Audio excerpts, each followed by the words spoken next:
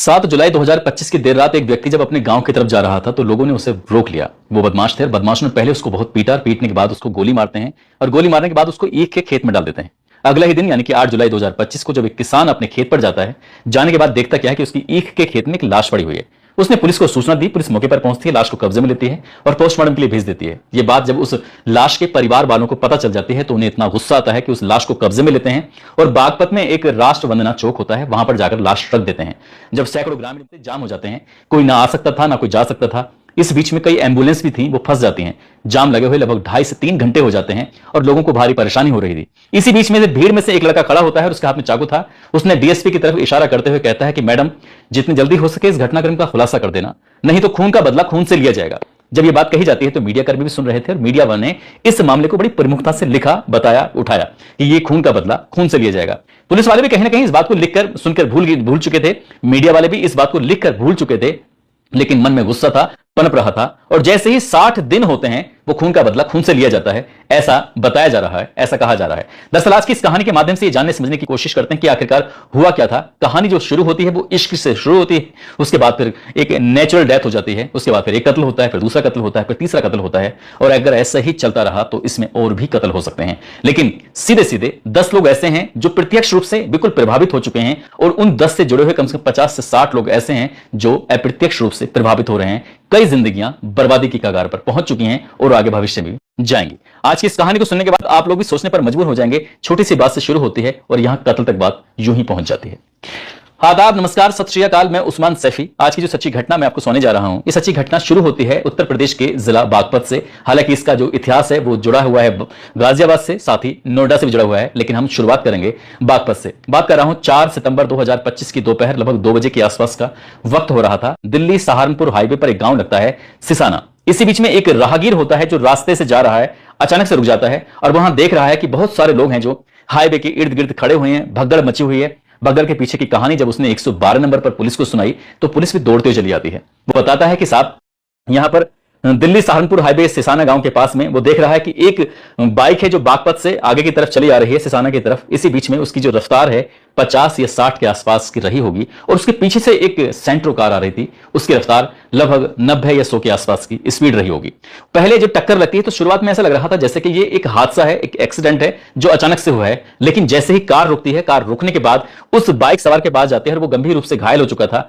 3 bike car पे थे, car में से निकल के शूटर जो होते हैं उसके बिल्कुल करीब पहुंच जाते हैं उस बाइक सवार के जो घायल अवस्था में था। पहली गोली उसकी गर्दन में मारी जाती है और 3 और गोलियां उसके सर में मारी जाती हैं। कुल मिलाकर 4 गोली जब चलती हैं तो आसपास लोगों में भगदड़ मच जाती है। लोग सोचने पर मजबूर हो जाते हैं कि आखिरकार इस बाइक वाले से इतनी बड़ी गलती क्या हुई कि आते ही इसको एक के बाद एक 4 गोलियां मारी, वो भी गर्दन में और सर में। यानी कि ये तो किसी बड़ी रंजिश का मामला लगता है। जैसे ही उस राहगीर ने 112 नंबर पर पुलिस को सूचना दी, पुलिस एकदम मौके पर पहुंच जाती है। 10 से 15 मिनट का समय लगा होगा। जब पुलिस यहां पर आती है, आने के बाद फिर लोगों को चलता करती है, रास्ता शुरू कराया जाता है। अब पुलिस ने उस लड़के को देखना शुरू किया कि आखिरकार कौन है, कहां से है, क्या है। तो उसे देखकर ऐसा लग रहा था कि जैसे क्या वो वकील हो, क्योंकि उसकी जो वेशभूषा बताई जाती है वो वकीलों जैसी थी। व्हाइट रंग की शर्ट पहनी हुई थी, ब्लैक रंग की उसने पैंट पहनी हुई थी। इसकी बाइक पूरी तरह से क्षतिग्रस्त हो चुकी थी और उसके बाद फिर पुलिस ने वायरलेस करना शुरू कर दिया। कहा कि सेंट्रो कार में सवार 3 बदमाश हैं, शूटर हैं, उनके पास हथियार हैं, जहां भी कहीं दिखाई दे उनको रोक लिया जाए। पुलिस ने एक ऐलान तो ये किया, साथ ही उस व्यक्ति को जो वहां पड़ा हुआ था उसको उठाकर सीधा जिला अस्पताल में जब पहुंचाते हैं, डॉक्टर उसकी नब्ज टटोलने की कोशिश कर रहे थे तो वो मर चुका था। यानी कि गोली जो मारी गई थी उसको मारने के लिए ही मारी गई थी,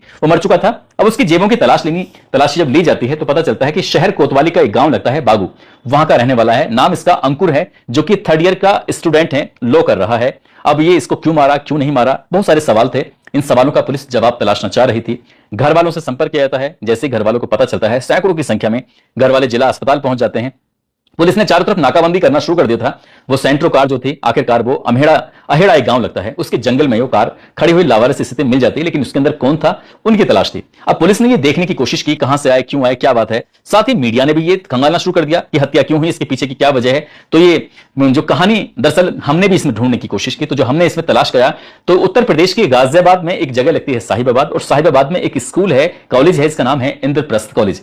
इंद्रप्रस्थ कॉलेज में साल 2017 की यह बात है, एक लड़का जो कि बिहार के दरभंगा का रहने वाला होता है, नाम उसका मंजीत मिश्रा होता है। मंजीत मिश्रा की दोस्ती हो जाती है नोएडा के रहने वाली मेघा राठौर से। दोस्ती कुछ गहरी हो जाती है, दोनों साथ साथ पढ़ते हैं, एक दूसरे के सुख दुख का हिस्सा बन रहे थे, एक दूसरे की पढ़ाई में मदद कर रहे थे, एक दूसरे से नोट्स भी शेयर कर रहे थे। और ये दोस्ती कब प्यार में बदल जाती है पता ही नहीं चलता। इसके बाद फिर दोनों फैसला लेते हैं, शादी कर लेते हैं, जिंदगी साथ जिएंगे, साथ मरेंगे, इस तरह की बात थी। लेकिन दोनों की जातियां अलग थी, एक पंडित था तो दूसरा ठाकुर होता है। अब घर वाले कहीं ऐसा ना हो इस रिश्ते को लेकर नामंजूर कर दें, तो लड़की अपने परिवार के पास जाती है, जाकर कहती है कि बिहार के दरभंगा का रहने वाला एक लड़का है, नाम उसका मंजीत मिश्रा है, मुझे उससे प्यार हो गया है, मैं उससे शादी करना चाहती हूं। मंजीत मिश्रा ने अपने परिवार वालों से कहा कि एक लड़की ठाकुर है, मुझे उससे मोहब्बत हो गई है, इश्क हो गया है, मैं उससे शादी करना चाहता हूं। परिवार को हां करने में 7 साल का समय लग जाता है, यानी कि साल 2017 में इनकी दोस्ती प्यार शुरू होता है। 18, 19, 20, 21, 22, 23 इस तरह से लगातार साल बीत रहे थे।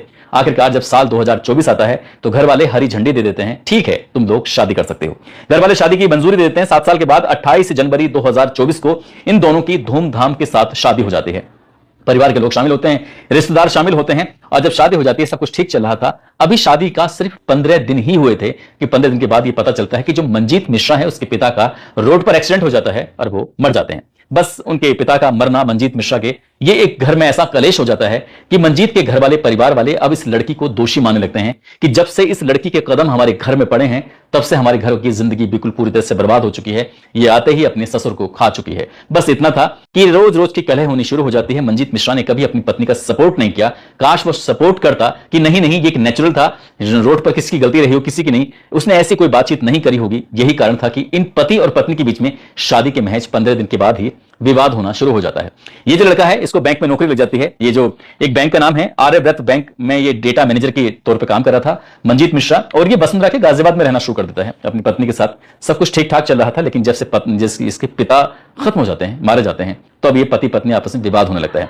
वक्त आगे बढ़ता है, जैसे वक्त आगे बढ़ रहा था रोज बुरा भला कहते थे, इसे लगता है कि इसे मायके छोड़ दूंगा तो शायद कुछ दिन के लिए मामला शांत हो जाएगा। लेकिन उसके मायके छोड़ने की सिर्फ एक ही वजह थी कि वो उससे पीछा ही छुड़ाना चाहता था, क्योंकि वो अब इस कलेश को, अब इस अशुभ लड़की को अपने घर पर नहीं रखना चाहता था, क्योंकि उसके यहां आने से कुनेट हो चुकी थी। 20 जून 2024 को उस लड़की को छोड़कर आ जाता है, फिर वापस लाने की सोचता नहीं है। लड़की जब अपने मायके आती है तो मायके आने के बाद कारोबारी भाई होता है, नाम उसका सचिन होता है। सचिन को बड़ी तकलीफ होती है अपनी उस बहन को देखकर, क्योंकि वो इस दुख इस तकलीफ से गुजर रहा था। सचिन की पहली शादी होती है, पत्नी से तलाक हो जाता है। दूसरी शादी होती है सचिन की, दूसरी पत्नी से भी तलाक हो जाता है। इसलिए वो हाथ पैर जोड़ता है अपने जीजा के और मंजीत मिश्रा से कहता है कि जीजा जी बहन को माफ कर दो, अगर कोई गलती भी हो गई है इसको स्वीकार कर लो, एक्सेप्ट कर लो, क्योंकि इसकी जिंदगी पूरी तरह से बर्बाद हो जाएगी, क्योंकि मैं 2 झटके देख चुका हूं, आप इस रिश्ते को तोड़ने की कोशिश मत करो। उसने तमाम कोशिशें की, तमाम रिक्वेस्ट की, लेकिन उसका जीजा था कि वो मानने को तैयार नहीं था। बात बढ़ जाती है, वो कोर्ट चला जाता है, कोर्ट में एक वाद दायर कर देता है और यह आरोप लगाता है कि उसकी बहन को परेशान किया जा रहा है। जो वजह बताई जा रही थी उस वजह के हिसाब से पुलिस या कोर्ट जो भी मामले की जांच पड़ताल करता, लेकिन इससे पहले कि सचिन के मामले में कोर्ट कुछ आदेश देता, कुछ होता, यह मंजीत मिश्रा भी पहुंच जाता है गाजियाबाद के इंदिरापुरम थाने में 19 अगस्त 2024 को जाकर कहता है कि साहब मेरी जान को खतरा है, मेरा साला मुझे जान से मार देगा, मेरी जान बचा लो। जब वो लगातार इस तरह की बात कर रहा था, पुलिस इस मामले की जांच पड़ताल करना शुरू कर देती है। अब इसमें जांच पड़ताल करना शुरू कर देते हैं। अब दोनों में कहीं ना कहीं 2 फाड़ हो चुके थे।